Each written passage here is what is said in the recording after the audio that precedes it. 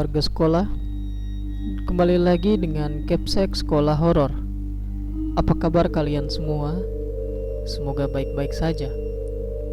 Di episode Sekolah Horor kali ini menceritakan tentang kemah sekolah bagian ke-1. Cerita ini bersumber dari akun Twitter @otwjanda. Selamat mendengarkan. Sebelumnya aku minta maaf kalau berantakan, soalnya baru pertama kali bikin cerita tentang horor dan ini panjang banget. Jadi sebenarnya ini cerita udah lama banget dan real kisah nyata atau kejadian yang gue alamin waktu SMP sekitar 7 atau 8 tahun yang lalu, aku lupa. Hey, kenalin, aku Mei.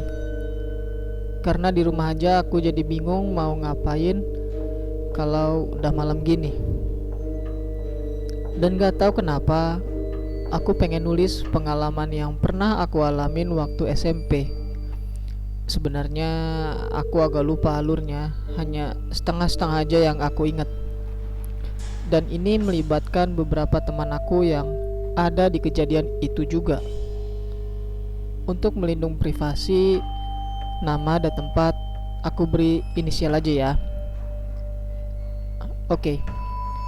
Jadi gini kejadian itu. Bermula saat aku duduk di bangku kelas 2 SMP. Waktu itu ada acara dari sekolahan, yaitu kemah. Diikuti oleh 8 kelas, yaitu kelas A sampai kelas G. Satu kelompok ada 8 orang. Dengan perlengkapan bawa sendiri-sendiri ya, sewa mulai dari tenda, patok, tali, dan lain-lainnya. Dan itu murni kita patungan. Kadang tiap hari Minggu sebelum kemah kita kumpul untuk cari bambu untuk buat patok. Ya sedikit ngirit soalnya patok dari besi kalau sewa ngitung per bijinya bakal mahal. Hari itu kita berangkat pakai truk dan pick up. Rombonganku kebetulan dapat yang pick up dan jaraknya lumayan jauh, kurang lebih 1 jam dari kota. Oh ya, kita kemah di salah satu rest area di Kabupaten G.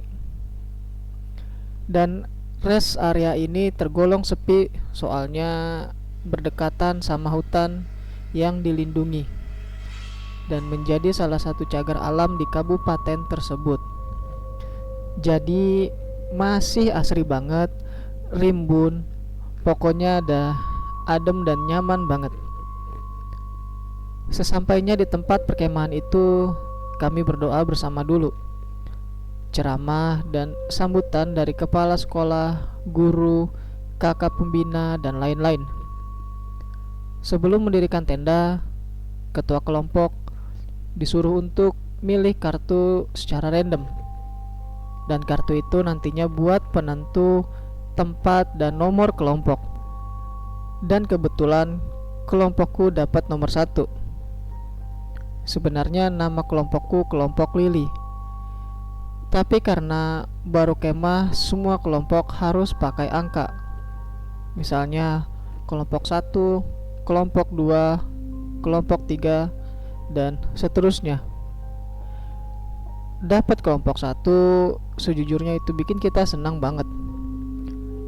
Ternyata kelompok 1 dapat tempat buat diriin tenda yang paling ujung. Kalian kalau tahu tempatnya pasti udah pengen pindah dan gabung ke kelompok lain. Tapi ini serius, tempatnya sampai sekarang masih ada. Waktu aku jalan sampai tempat buat diriin tenda, aku langsung gemeteran, merinding juga, dan bulu kuduku kayak ngangkat semua. Perasaanku juga udah gak enak banget. Karena hari udah mau maghrib, kita akhirnya bagi tugas. Ada yang masak dulu, Ada yang tugasnya buat mendirikan tenda dan ada yang mandi. Pokoknya semuanya bergerak. Selesai maghrib, tenda baru jadi, dan alat penerangan kelompok kami menggunakan senter, dan masing-masing orang harus wajib bawa senter. Malam itu belum ada kegiatan karena banyak tendanya yang belum jadi. Kegiatan baru diadakan besok paginya, dan malam itu aku dapat tugas memasak. Tenang, masakanku enak kok. Kali ini aku masak sup. Lalu kita makan bersama. Sebelum tidur, sekeliling tenda kita taburin garam dulu buat ngehalangin ular yang datang. Ular yang buas ya, soalnya itu hutan. Masih banyak binatang buasnya cuy. Selesai naburin garam, kita matiin senter, terus tidur. Dan sekali lagi, tenda aku berada di paling ujung. Parahnya, aku punya kebiasaan yang gak bisa tidur. Kalau di telapak kakiku gak pakai lotion dulu. Itu udah sekitar jam 1 malam. Waktu aku pakai lotion, gak tahu kenapa terpal yang di atas tenda tuh gerak-gerak terus. Kalian tahu kan terpal? Terpal itu lapisan atas tenda yang tahan air. Jadi waktu hujan tuh biar gak ngerembes ke dalam tenda gitu airnya. Dan aku tidur paling ujung, sedangkan semua temanku udah pada tidur. Aku buka resleting yang paling pojok buat ngecek hujan apa enggak.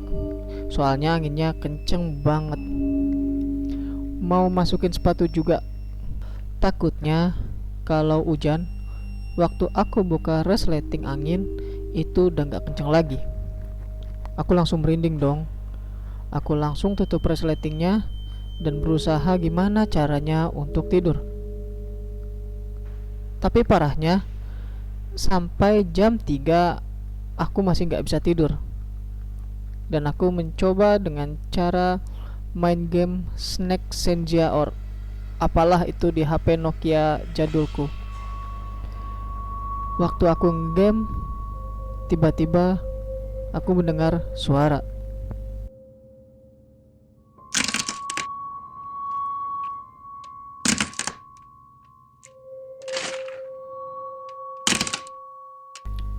Makin merinding, dingin, dan gugup. Suara orang jalan. Aku yakin banget. Dan itu arahnya dari hutan mau ke tendaku. Oh ya, jalan menuju hutan di dekat tendaku itu gak boleh dilewatin ya. Jadi tendaku itu udah paling ujung. Jadi gak mungkin ada orang. Toilet pun ada di dekat tenda kelompok 10 atau kelompok berapa. Pokoknya aku lupa. Jadi gak mungkin ada kelompok lain yang melewati tenda kelompokku. Aku berusaha nutupin kuping biar gak dengar suara langkah kaki itu. Dan akhirnya aku tertidur dan bangun kesiangan sampai gak ikut apel pagi. Temanku ada 2 orang juga di tenda yang gak ikut. Sebenarnya aku baru nyari foto lokasi tendaku itu, tapi gak ketemu-ketemu buat gambaran kalian. Nyari di Facebook sekolah juga lama banget, soalnya udah lama banget. Jadi kurang lebih denahnya seperti ini.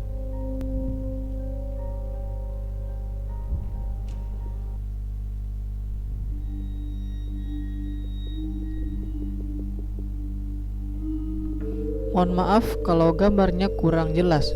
Aku cari di Google pun hanya tampak rest area bagian depan aja. Kelompokku berada di sebelah kanan, bersebelahan sama sumur tua dan hutan. Langsung aja ya. Hari pertama kemah kami mengikuti kegiatan outbound. Yang jaga tenda si A dan si N. Kegiatan outbound berlangsung dari jam 10 pagi hingga 12 siang. Selesai isoma, kegiatan dilanjut pukul setengah 2 hingga jam 5. Selesai kegiatan, kami langsung antri untuk mandi. Dan bagi yang muslim, diwajibkan mengikuti sholat maghrib berjamaah di pendopo. Selesai sholat, kelompok kami melanjutkan untuk makan malam. Ternyata di tenda sudah ada orang tua si A yang datang menjenguk si A dengan membawa banyak makanan. Kita duduk berjejer gitu sambil menyantap makanan dari orang tua si A. Di tengah-tengah makan, ibunya si A bilang, "Itu siapa? Anak kecil yang di belakangmu?" Bayangin gak? Suasana langsung hening. Si A pun menjawab, "Siapa sih, Mak? Badannya kecil-kecil semua ini." Ibu si A langsung diam dan menyuruh kita buat nyelesain makanannya. Perasaanku udah gak enak parah. Paginya si A bilang kalau ibunya ngeliat anak kecil, rambutnya sebahu, pakai baju putih, pucat, ngeliatin ibu si A terus. Dan ketika ibu si A pamit pulang, anak itu udah berada di ujung tenda dan berjalan menuju sumur tua. Ibu si A sengaja gak ngasih tahu ke kami agar kami tidak takut. Hari kedua, kemah kegiatan kita adalah susur sungai. Outbound di sungai, tapi sayang, waktu itu aku dapat tugas jaga tenda bersama si N. Aku beresin di dalam tenda sedangkan temanku N mandi. Hingga beres-beres selesai, aku goreng tempe di dapur. Waktu goreng, aku ngeliatin sumur tua itu. Sumur tua itu dipenuhi lumut dan rumput liar yang udah tinggi-tinggi banget. Itu siang ya teman-teman, sekitar jam 11-an. Kemudian temanku datang nabok aku. "Woi, jangan ngelamun." Aku langsung kaget. Aku ngeliat rambut kayak kepala gitu di atas sumur itu. Karena aku cuek, ya udahlah, aku lupain, kukira itu hanya perasaanku saja. Setelah maghrib, aku cerita sama temanku tentang apa yang aku lihat. Tapi mereka nganggapnya itu cuma hayalanku saja. Tapi ada temanku yang mengkaitkan rambut itu dengan anak kecil yang dilihat oleh ibu si A. Dalam hatiku bilang, iya sih, ada kaitannya juga. Dari sini kejadian aneh mulai muncul. Tengah malam, si B bilang, "Teman-teman, bangun, bangun." Aku dengar ada orang jerit kenceng banget. Temanku sontak bilang, "Alah, mungkin kelompok lain lagi bercanda." Parah, ini sih udah jam 2 malam. Siapa juga yang masih bercanda? Atau mungkin pada curhat kali ya. Kepalaku puyeng guys waktu itu. Soalnya paling gak bisa tidur, udah nyenyak banget, langsung bangun, terus duduk, dan langsung kepala nyut-nyutan. Alhasil aku gak bisa tidur dan main game lagi, snack senja sambil balurin handbody di telapak kaki.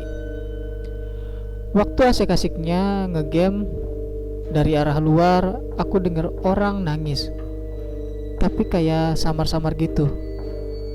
Soalnya barengan juga sama suara jangkrik. Samar kayak nangis sama kayak nyanyi. Tapi kalau menurutku sih itu suara orang nangis. Dan suaranya datang dari arah sumur itu juga. Jadi gak bisa tidur sampai subuh. Temanku pada bangun, tapi aku gak cerita, males juga, karena belum tentu mereka akan percaya.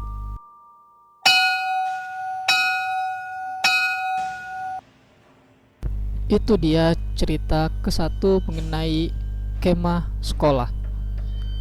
Terima kasih buat kalian warga sekolah yang telah mendengarkan cerita ini, dan terima kasih juga kepada akun Twitter @otwjanda yang telah memberikan kami izin untuk membacakan cerita ini. Jangan lupa like dan share video ini agar warga sekolah horor semakin bertambah.